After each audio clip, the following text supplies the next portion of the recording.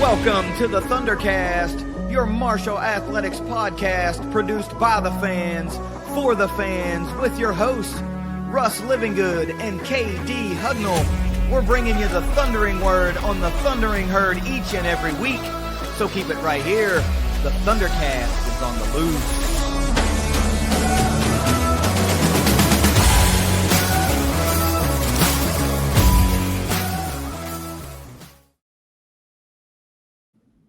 Welcome back to another episode of the ThunderCast. Russ and Jed back to bring you our usual update midweek, bringing you all the news and 5 things and telling you all the results and the upcoming schedule and around the herd. And Jed, we could not do that without our friends at Leasure Oliver PLLC.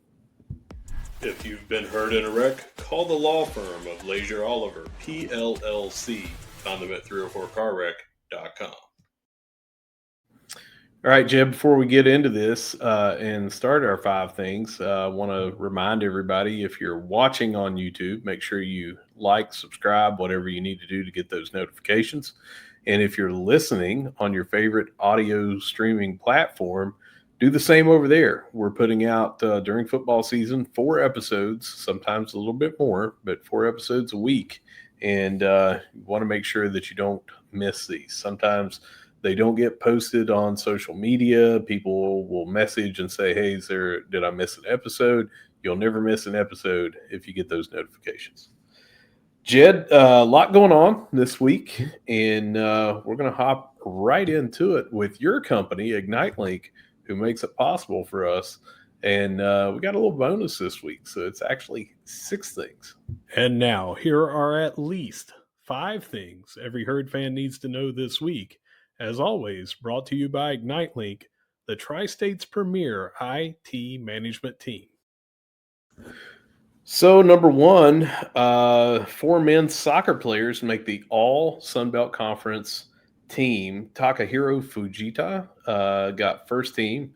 David De La Vibora got, or Vibora, I'll get that name right. I get tongue twisted with that. There's too many D's. David De La Vibora and Hi Pinto both got second team. And then Joao Alves got third. Not really sure what I was thinking on this, but for half a season for Fujita to get first team, I thought, and it might not have even been half a season, but I think that shows a lot of respect and also the impact he had since he got to return. And I also thought, hey, maybe we'll get a couple other people on there, but we got 4. That's the 4 we got. And I think didn't we start out, and then I don't have the memory you do, but I think we had when they did the preseason, it was only Hi Pinto was on the preseason, and I can't remember if he was first or second. I can't remember what it was, but if I'm not mistaken, we only had 1, and we were talking about we felt like we were shorted a little bit. I thought Fujita was on there too. Was he on there? Anyway, it's I don't think it's bad to have 4. I think that you had to pick, I think there's quite a few people that could have been on this list and had a good running to be on this list, but I can't say I disagree with the list. So it's good to see all these people on there. Just brought it up. Fujita was the preseason defensive player of the year and was the lone player on the first team. Okay. All right, I had that wrong. For some reason, I thought Hi Pinto was on there for some reason. But anyway, Fujita makes sense. Yeah. We're going to talk a lot about what they're doing here, with the tournament and around the herd. But getting 4 on there, I don't know. It just felt like, we've been down our starting goalie all year. I know goalie's not really a term used much anymore, but down a keeper, and we've had some other people that didn't get to play the first couple of games. They were international and trying to get the visas and when you could actually be on the team and things like that. It's been a season that seems like we've been a little understaffed, Yeah. And we're still doing what we're doing. Number 2, premium seating options for men's basketball, the Skybox Suites and Thunder tables. So here's what that is. The Skybox Suites, of course, are up on the one end. If you're sitting behind the player benches, it would be to your left.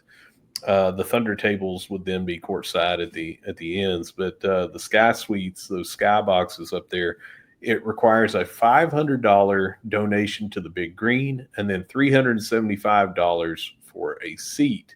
But that comes with, of course, it's an assigned seat in the box, and it's really the same as it is over on the deck for football when you've got it catered by Backyard and Peddler, so it's not concession food.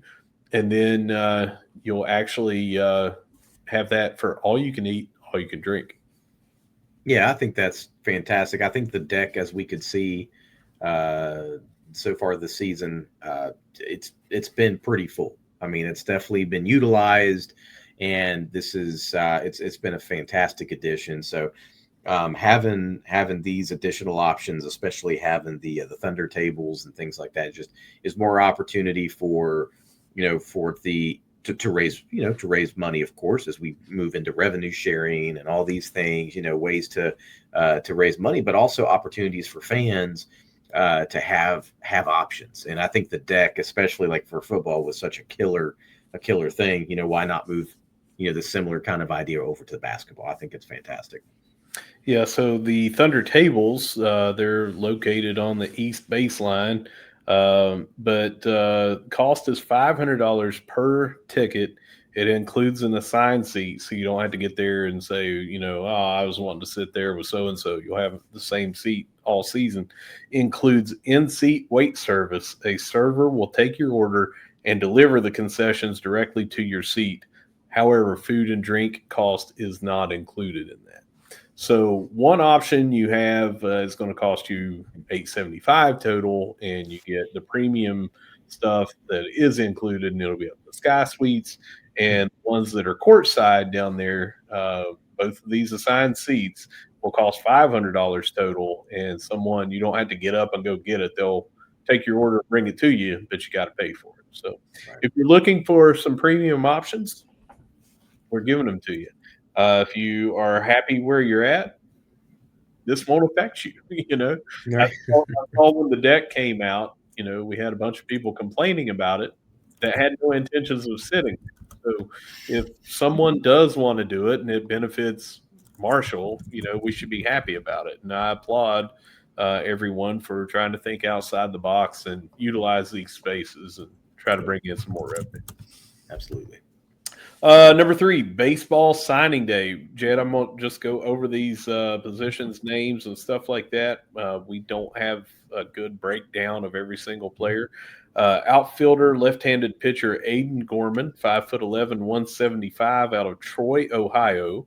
Right-handed pitcher, third base, and shortstop Jonathan Drawbaugh.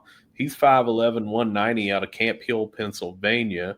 Catcher Sam Kerner, 5'10", 190 out of Durham, North Carolina. Outfield left-hand pitcher Tanner Stroup, 6'3", 205. It's a really good size for a lefty on the mound. Altoona, Pennsylvania is where he hails from. And outside of signing day, we also picked up a commit, 2027 infielder John Falla from Charleston, goes to GW High School. Baseball, this is not counting the transfers that we've brought in. These are only the 2026 high school and then the 2027 commit for Mr. Falla. But baseball is right around the corner. I mean, it just seems like it's something that's going to be hitting us any day. And we just started basketball. It still kills me. But good signing day, a lot of pitching depth here. And we return. Just read an article earlier today or yesterday. We return all 3 of our weekend starters from last year and also brought in a transfer that will be a 4th starter. Don't know, where those 4 will go in the rotation, if the transfer will take one of the weekend spots or whatever. But it is looking like this could shape up to be a really good year, good special year. And here we go. We're just building for the future and bringing in depth. Yeah. Welcome to the herd. Softball also had signing day. So number 4 is, let's see, here's the list. Second base, shortstop, outfield, Carmen Boxberger from Raymore, Missouri. Second base, shortstop, JC Goad, local gal, comes from Catlettsburg, Kentucky. Catcher, first baseman, third baseman, center fielder, Megan Sumner from Maumee, Ohio. And it seems like we talked about her as being that kind of utility player like Bub Faringa was with those different positions. However, this next person, I'm just going to say super utility because they listed every single spot except for pitcher. McKenna Piernot out of Santa Maria, California. And then finally, pitcher / first baseman Kennedy Lamb from Fort Mojave, Arizona. So 1, 2, 3, 4, 5 new ones to add to the kind of youth movement that we had last year, bringing in a lot of younger talent, a lot from right here close. And softball's looking big too, and it's equally right around the corner. And I think they might actually start a week or two before baseball, if I remember. Okay.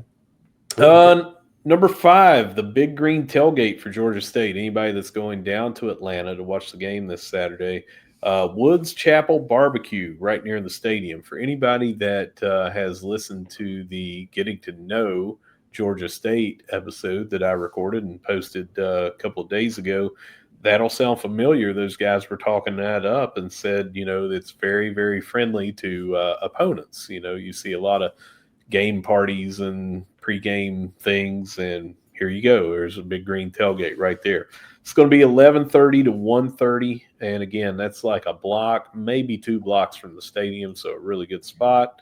And you need to RSVP by noon this Friday, November 14th, if you're going to go, and that's to send an email to Fisher, FISHER 281 at marshall.edu. FISHER 281 at marshall.edu if you want to go to that. It's going to include have a cash bar, but include all the food that you want. Yeah, be a great time if you're going down there. The Big Green Tailgates are always a great spot to land at. Always nice of the Big Green. One of the things when you're going to an away game, I've been going to a lot over the last several years. And when you go there, you're trying to figure out like, hey, what am I going to do? Is anybody else going? Well, if you do this, you get to go and be with a lot of herd fans. And it just brings up the energy. Hit up the one down at Georgia proper for the first game of the season. And man, we all went out of there, even though when we were going up against number 5 Georgia. It really, really pumped everybody up, and it was a good showing. And finally, number 6, the killer black long sleeve Nike T-shirt that we announced on ThunderCast Live, powered by ignite.link. It goes on sale this Friday at the Herd Zone Stadium store. I wish I could pull up the little clip that KD kind of cut out of the ThunderCast Live, powered by ignite.link, but it's a black long sleeve Nike T-shirt, has the MU interlocking logo, the interlocking MU logo on the front. Really nice. But on the back, it's got the fountain logo, and then it has the words that are actually inscribed on the base of the fountain as, the text on the back of the shirt.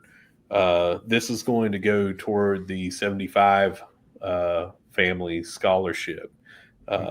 And you can only get it at the stadium store, so I'm sure that's going to sell out on Friday. Yeah, you're going to want to get them. Jed, that is all I have for 5 things this week, plus 1, 6 things every herd fan needs to know this week. As always, brought to you by ignite.link. Great 5 or 6 things rather. Even though you specifically have been working your tail off, with recording these episodes, with these, with getting to know and things like that. So there's so much content being put out but even in separate episodes, we still have a lot of things going on, even outside of those additional things. So that's right. I mean, we could have cut one of these things out, but which one are you going to cut out? To get only down to 5. So always something going on. So, well, Russ, let's go ahead and take it around the herd. Brought to us by Layer 1 Solutions.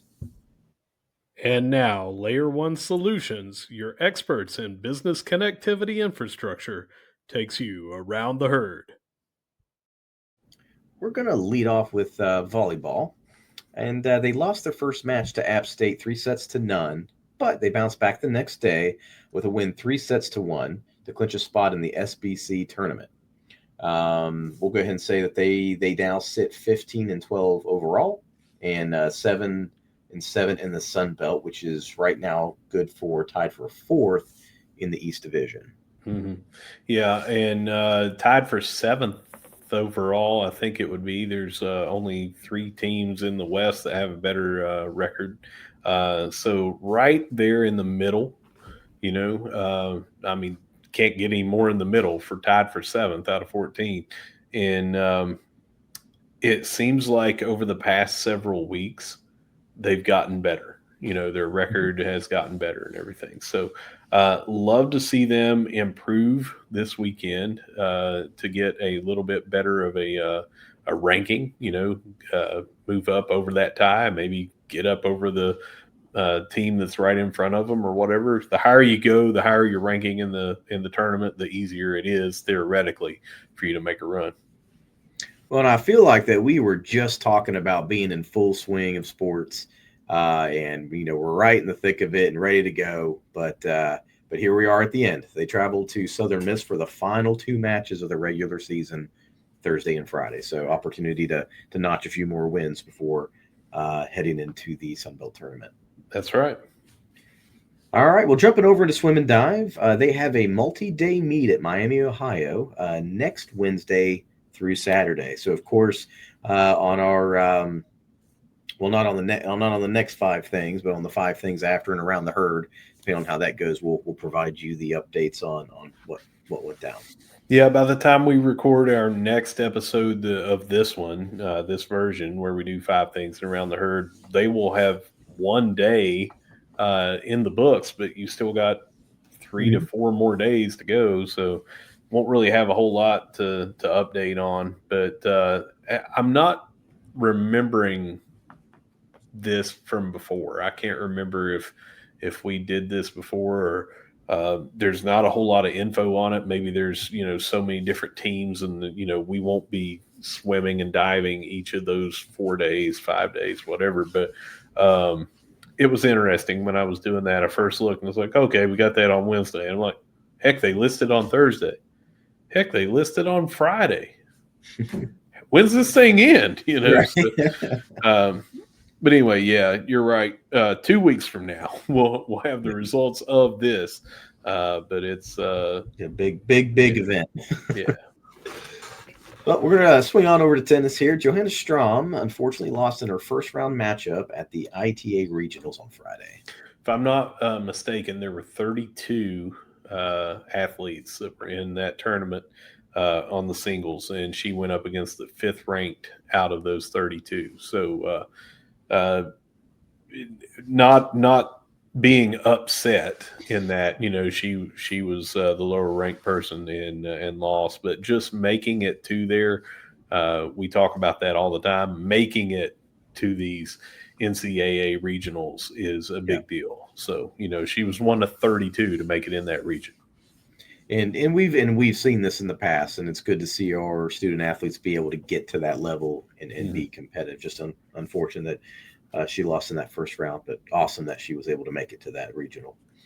Cross country will be competing in the NCAA Mid-Atlantic Regionals, and that'll be on Friday. Yep. Last little tune-up before we go to the Sun Belt Conference tournament right around the corner, or championships. It's not really a tournament. So, everybody that gets to compete in this will use that as a little springboard, hopefully, into a good showing in the what am I talking about? We just did the Sun Belt Championship. We talked about it last week. Daggone.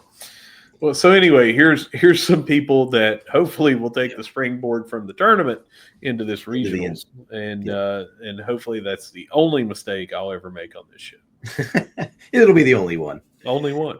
Only one. So jumping on over to women's basketball, they picked up another victory, and that was against Northern Kentucky, and that was 68 to 53 to start the season 2-0.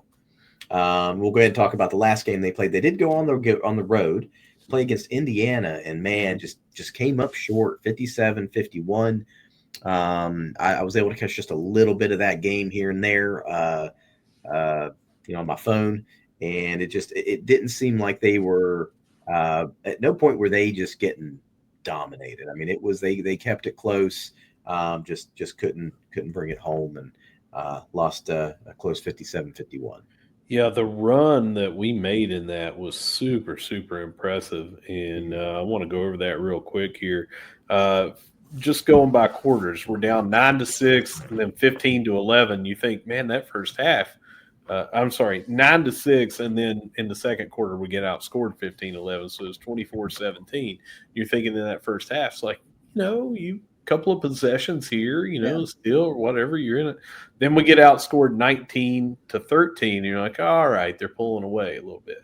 Well, we outscored them 21-14 in the fourth quarter and just ran out of time because we only lost 57-51. That's only 2 possessions, So here's what that was. If you go to the game flow, we were down 45-32, and we were down 52-41. So we outscored them 10-5 down the stretch. But again, just too little, too late. Yeah. Couldn't do it. They had 57 points to our 47 points with a minute 15 left. You're down by 10, and you're able to, in a minute 15, cut that down to 6. Just like I said, ran out of time. Yeah. We got a couple games coming up. The next game that's up is huge. That'll be this weekend. They will host number 23 Kentucky. And that'll be at Saturday at 1 p.m. And that is reminding me of a Saturday game that I went to when another SEC team came here. Totally different team. But, here we came in. We were 1-4 or 2-3. I can't remember. It seems like we were maybe 1-4. We just, talk about a great game. It's one of the best basketball games, not women's basketball games, one of the best basketball games I've ever been to live. And we beat Florida.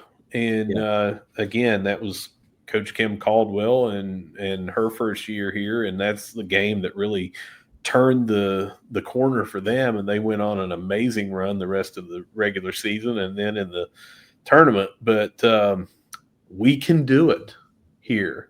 And this is going to be special for Coach Fulks. She is friends with a lot of the staff there from Kentucky. Remember, she coached in Lexington at Transylvania, and that's right across town, just a couple of miles away from UK.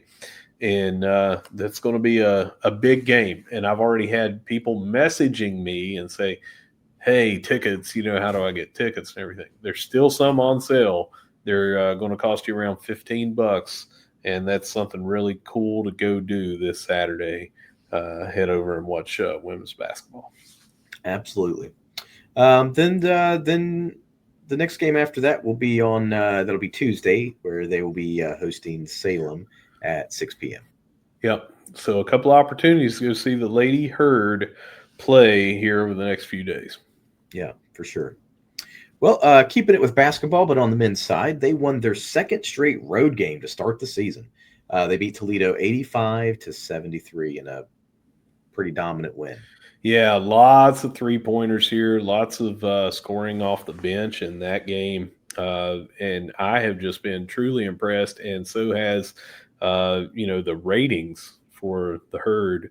That looks like a very, very good squad, but they have moved up since the start of the season, the preseason, like Ken Palm and Net and things like that. they moved up pretty well. Go over the box score here. Matt Van Komen turns in, granted, it's only his second game with us, but turned in his first double-double with us, 14 points, 10 rebounds. Wyatt Fricks had 15 and 7 rebounds and 4 assists. Oh, Van Komen also had 2 assists and 4 blocks. He's just a presence down there. You can't be 7'4" with a long wingspan and not be a presence. Jalen Spear hit, what was that, 6 threes? Yeah, he was 6 for 15 out of threes, 40% from behind the arc to lead everybody with 20 points. But then Landon Dunk Joseph, newcomer, late addition to the squad, put in 11 off the bench. He was 3 for 4 from three-point land. So, yeah, just really good effort team-wise here. Bench scored, 23 off the bench.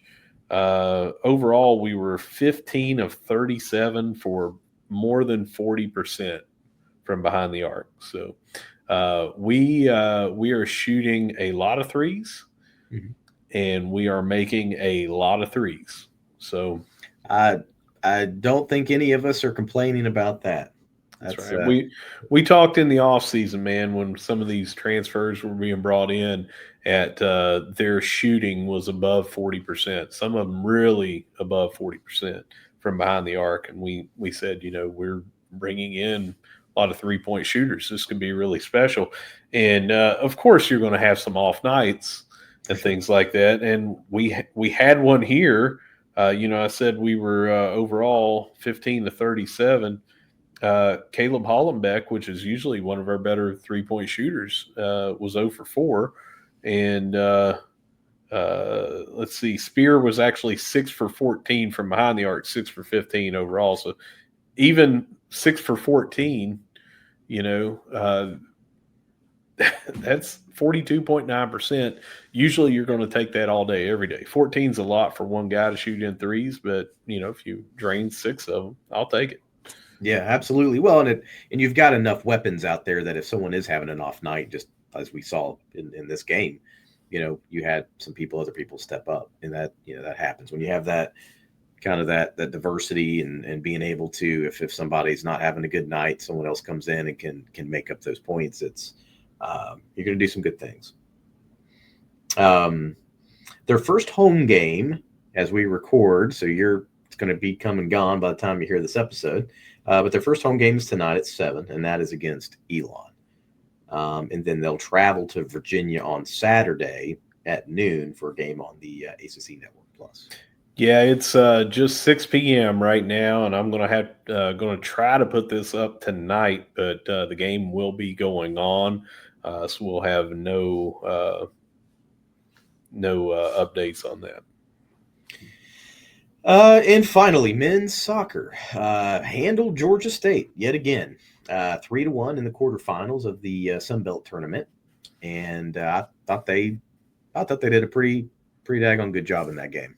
Yeah, it's the right time to get hot. Of course, now in this tournament, you want to stay hot and help improve your hopefully to get up to number 16 or above ranking. For the NCAA tournament. You're going to be in the NCAA tournament no matter what happens here, but you got business to take care of. You didn't win the regular season in the conference, so you want to win this postseason tournament, then go on to the NCAA tournament. Yeah, you definitely want to help your seeding as much as you can. I mean, if you can win out in the Sun Belt, that's probably going to get you a seed, and hopefully host a game. Yeah, at least host one game if you can, which would be awesome. So, facing WVU tonight, 7:00. So you have both your TVs up, or your phone and your TV watching. If you're not going to the home game, or be at the game tonight and have the soccer game up on your phone during timeouts. So. That's why I figure, I'll have this up tonight, but I don't feel like there will be many people watching or listening to it. Yeah, because they'll be listening to basketball and soccer, have them both up. That's what I'm going to do. I'm going to have 2 TVs going on in the same room and get to watch as much as I can while I take care of 3 kids, 2 dogs, all that jazz by myself. Right. Yeah, that makes it tough. Well, Russ, that wraps up Around the Herd, brought to us by Layer One Solutions. Yep. Thanks again to Layer One Solutions. Thanks again to ignite.link. And like we mentioned at the top of the show, thanks again to Leasure Oliver PLLC.